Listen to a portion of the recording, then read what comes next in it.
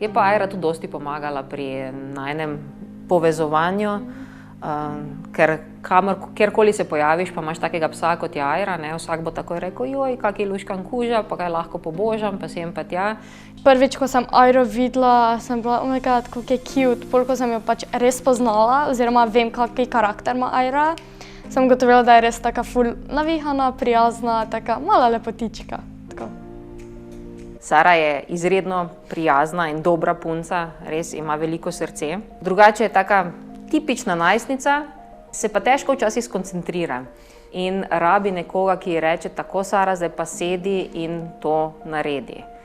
Mislim, da nima niti toliko težav v šoli ali pa kaj podobnega, da snov razume, ker je zelo brihtna punca. Težave ima samo s tem, da se ne zna umiriti in delati samo ene stvari naenkrat. Ful sem taka, da me vse zanima, da bi vse v eni stvari delala. Če sedim, bi rada poslušala pesem, da bi nekaj pisala, da bi brala, da bi se menila, pač jaz bi vse v eni stvari delala. Janja je ful prijazna.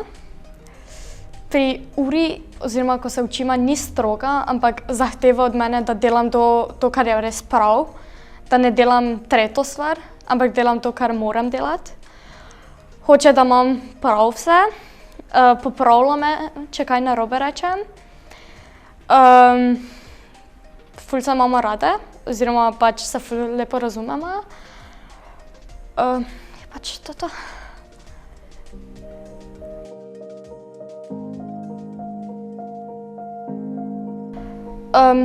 Mene ni bilo strah, nič takega, ampak ko smo šli v karanteno, me je bolj skrbelo za moje učenje. Ker ko je učitelj oziroma učiteljica govorila oziroma razlagala snov, jaz sem čisto tretjo delala.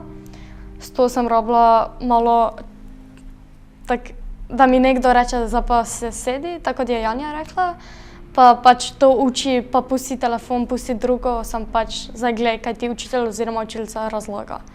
Tega sem jaz rabila in z Janjino pomoč sem tega dobila. In zdaj sem pač, recimo, bolj mirna.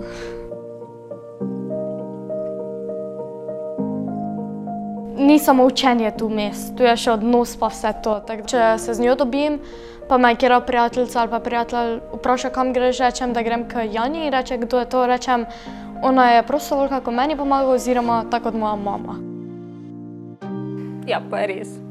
Jaz imam tudi Saro zelo rada in je zelo lepo to slišati.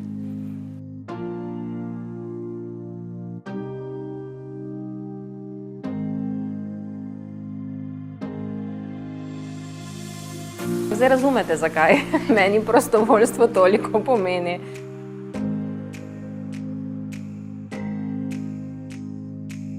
Menim, da z prostovoljstvom lahko vsak gre iz svojih okvirjev, spozna nekaj novega, se nauči nekaj novega in seveda naredi nekaj koristnega tako za nekoga drugega, kot pa tudi za samega sebe. Moraš pa iti v take stvari, vseeno se mi zdi, da moraš iti z odprtim srcem, z dobrimi nameni, potem pa ponavadi stvari kar same stečejo.